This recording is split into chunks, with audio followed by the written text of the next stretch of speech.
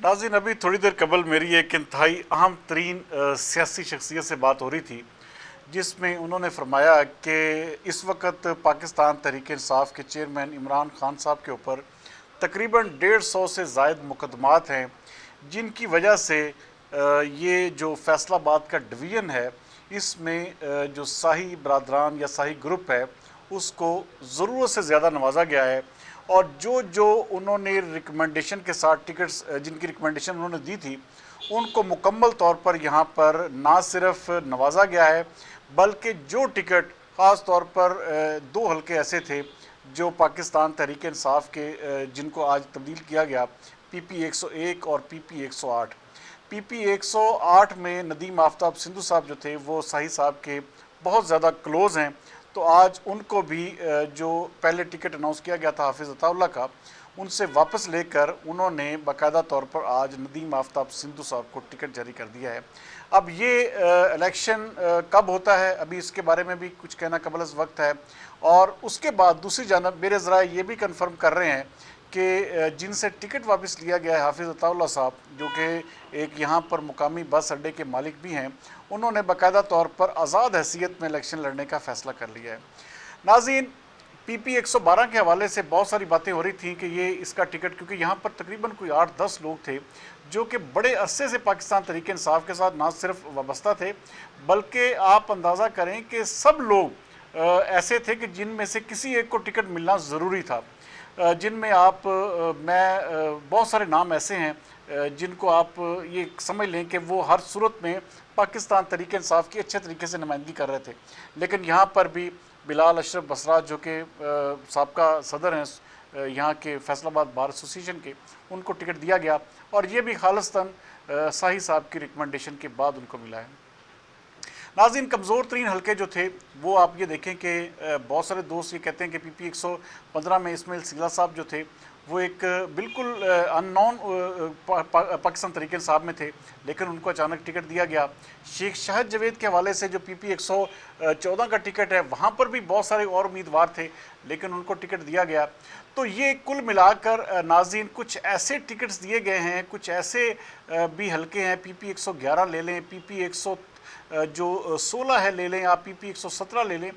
बहरहाल बहुत सारे ऐसे हल्के हैं जहां पर पाकिस्तान तहरीक इंसाफ ने निस्बतन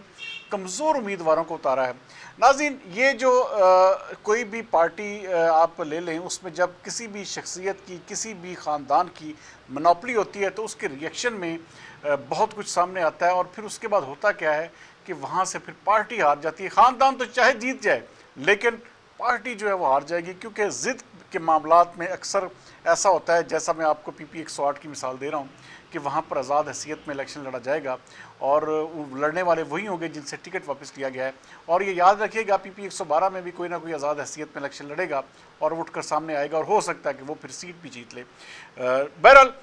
ये इस तरह के फ़ैसले जो हैं, मेरे ख़्याल में जहाँ पर बात होती थी कि मदीना की रियासत हम बनाएंगे और बग़ैर किसी ढकी छुपी बातों के कहा जाता था कि इंसाफ पर और मेरिट पर टिकट दिए जाएंगे, लेकिन इंसाफ और मेरिट देखे काम पर ख़त्म हो गया कि शाही बरदरान ने जिसकी भी रिकमेंडेशन दी उसको टिकट से नवाजा गया। तो इसका मतलब है कि टिकट हासिल करने के लिए शाही बरदरान की जो झोली में गिरना ज़रूरी था। बहरहाल नाज़रीन, इलेक्शन जब भी होंगे, ये ज़ारी बात है कि ये जो टिकट्स इस वक्त जारी किए गए हैं, तकरीबन इसमें से 95% या 99% यही टिकट जो है होल्डर बरकरार रहेंगे। और हो सकता है कि उसके चूँकि ये जो टिकट जितने भी दिए गए हैं, ये इंतहाई मेरी नज़र में, मेरे अपने ज़ाती तज़िये में, बमुश्किल 2-4 सीटों के अलावा पाकिस्तान तहरीक इंसाफ के लिए यहाँ से सीटें निकालना जो है वो बहुत मुश्किल हो जाएगा। एक अच्छा फ़ैसला ज़रूर सामने आया है PP 101 में, जहाँ पर शहीद दाऊद भट्ट को, मैंने ज़ाती तौर पर वहाँ पर उस हल्के का विज़िट किया था और वहाँ पर लोगों की राय जानी थी, तो पूरा शहर जो था तांदल्या वाला, वो शहीद दाऊद भट्ट के हक़ में बोला था। शायद यही वजह है कि उसको जो है वो इस इलेक्शन में जो एहसान मुश्ताक तूर साहब थे, हालांकि वो एक नौजवान वर्कर हैं, अच्छा फेस था, उनसे वापस लेकर टिकट जो है शहीद दाऊद भट्ट को दिया गया। तो उसकी वजह सिर्फ यही है कि तांदला वाला जो शहर है वो मुकम्मल तौर पर शहीद दाऊद भट्ट के साथ है, और मुझे इस कहने में कोई आर नहीं कि वो वहाँ पे बड़ा अच्छा कम्पीट कर सकते हैं और रिज़ल्ट भी दे सकते हैं। लेकिन ओवरऑल अगर आप व्यू लें, आप इस پوری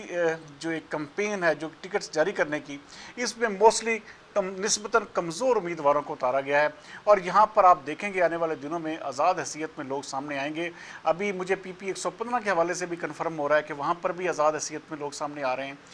پی پی 116 میں بھی، پی پی 114 میں بھی، 112 میں بھی، اس کے ساتھ ساتھ پی پی 108 کا آپ کو بتا چکا ہوں، پی پی 109 میں بھی ہو سکتا ہے ایسا جو سین ہے وہ سامنے آ جائے، اور بھی بہت سارے ناظرین،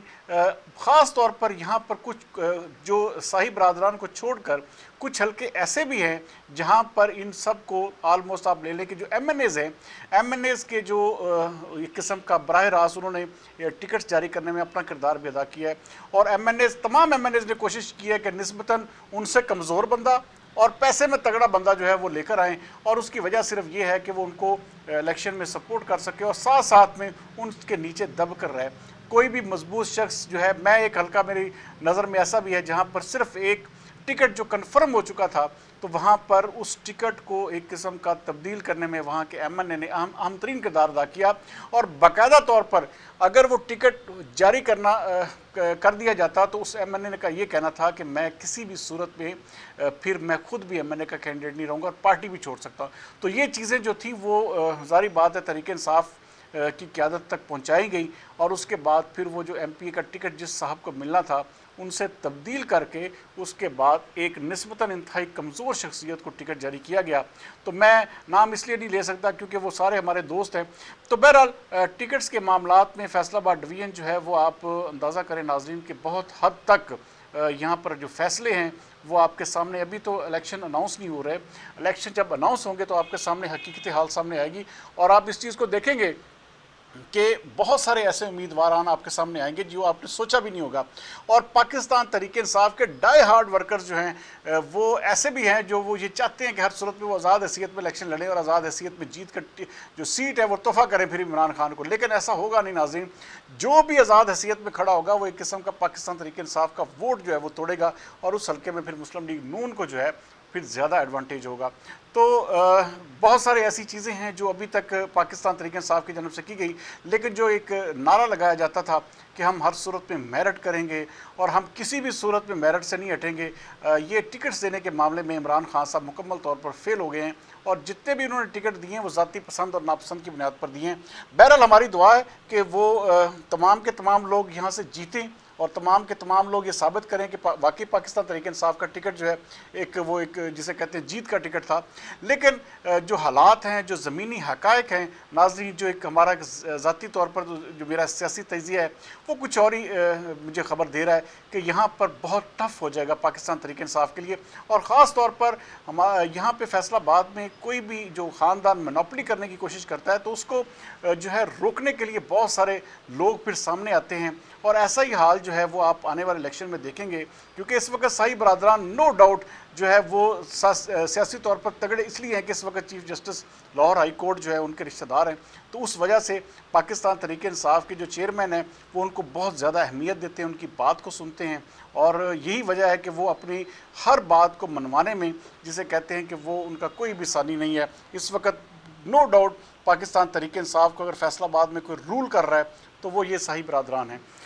دوسری جانب ناظرین، پارلیمنٹ جو ہے وہ آپ کو پتہ ہے کہ فیصلہ کر چکی ہے، ایون دن یہاں تک وہ سوچ چکے ہیں کہ وہ تینوں ججز کو جو ہے اب استحقاق کمیٹی بلانے جا رہی ہے، اور کل جو ہے وہ ڈو اور ڈائی پوزیشن ہے۔ آج ہم نے سنا کہ چیف جسٹس عمر عطا بدیال صاحب کی طبیعت بالکل ناساز تھی، لیکن کیسی بات ہے کہ وہ پنجاب الیکشن کیس سماعت کرنے کے لیے کل انہوں نے اپنی دستیابی ظاہر کر دی، اور باقاعدہ اس حوالے سے سپریم کورٹ نے کاز لسٹ بھی جاری کر دی ہے۔ ناظرین،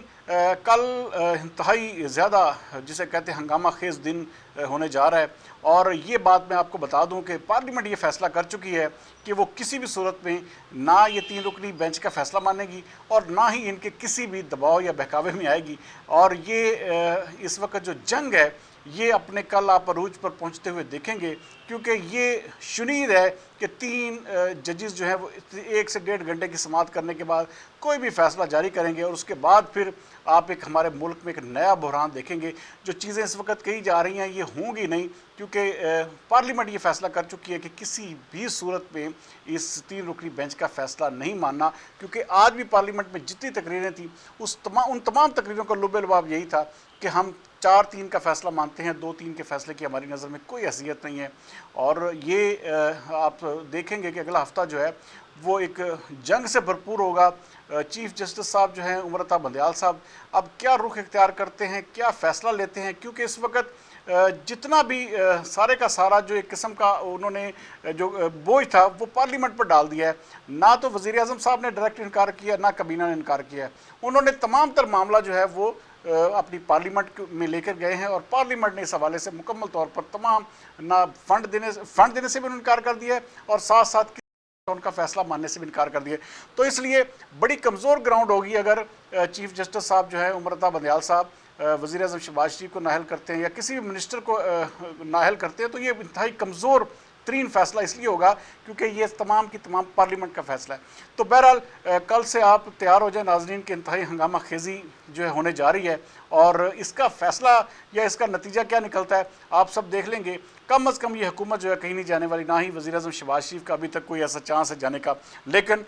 تینوں ججوں سے خاص طور پر عمر عطا بندیال صاحب سے کچھ بھی آپ توقع کر سکتے ہیں۔ دیکھتے ہیں خیر کل کیا ہوتا ہے۔ اگلے پروگرام تک سردار امین جتوئی کو دیجیے اجازت۔ پاکستان زندہ باد۔